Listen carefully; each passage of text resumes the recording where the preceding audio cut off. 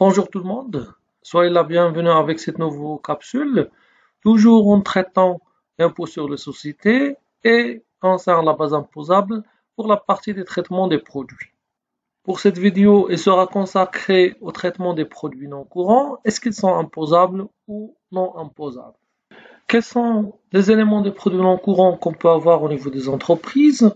On trouve le premier produit non courant au niveau de l'entreprise, ce sont les produits cessant des immobilisations.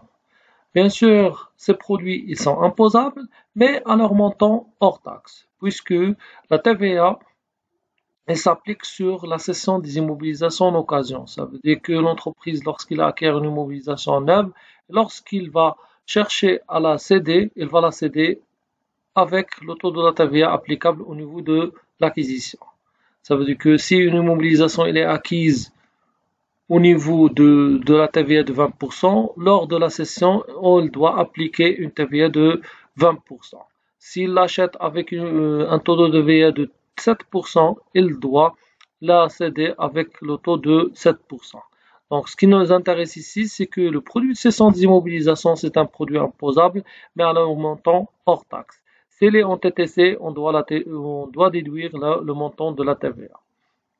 Deuxième élément des produits non courants, vous avez les subventions d'équilibre. Donc, toutes les subventions sont imposables, donc la subvention d'équilibre, elle est imposable. Vous avez les reprises sur subventions d'investissement, aussi c'est un produit non courant qui est imposable.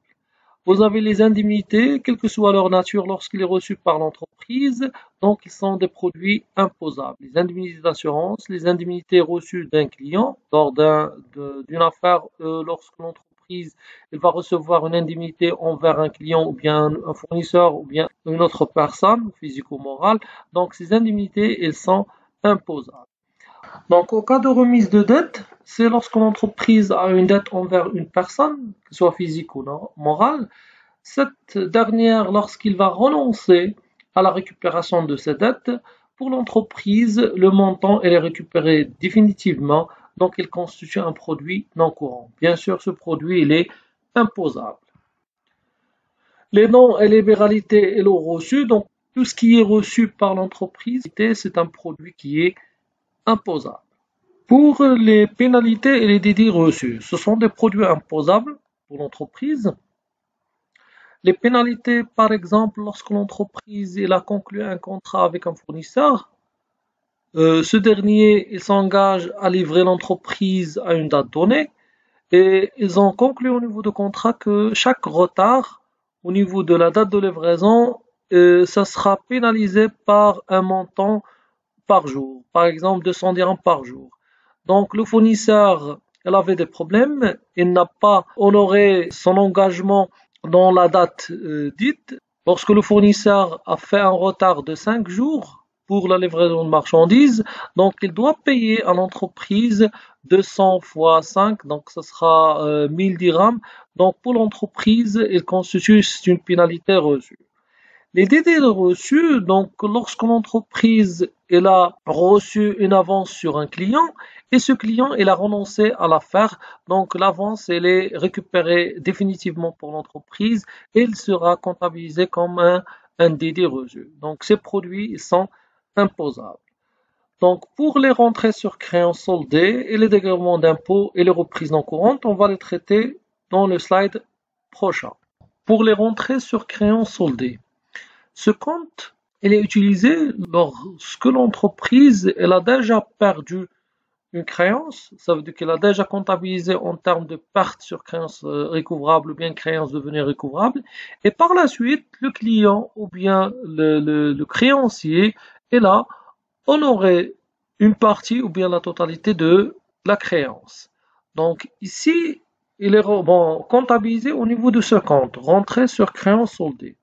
Bien sûr, le traitement fiscal de ce compte, si la créance, perte sur créance recouvrable, bien la créance devenue irrecouvrable était déductible, ça veut dire qu'au moment de la constatation de cette perte, la rentrée elle est imposable.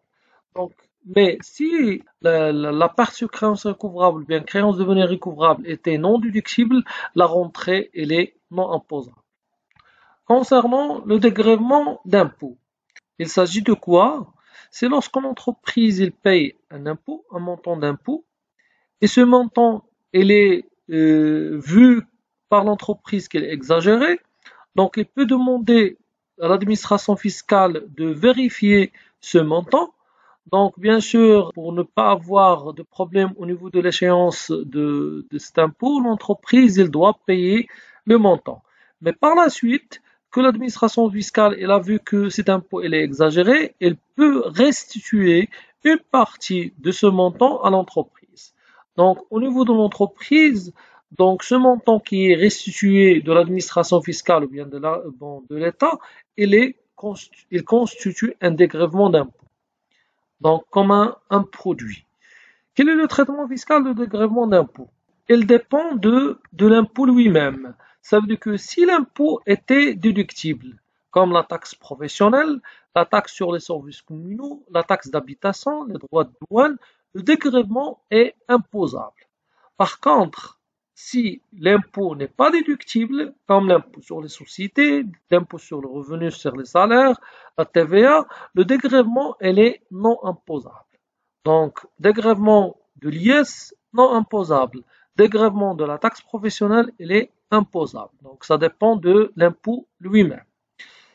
Le dernier élément, c'est constituer les reprises non courantes. Comme on l'a déjà vu au niveau de les produits d'exploitation, les reprises non courantes sur provision. Donc, si la dotation était déductible, la reprise elle est imposable. Si la dotation n'est pas déductible, la reprise n'est pas imposable. Voici quelques exemples sur le traitement fiscal des produits non courants.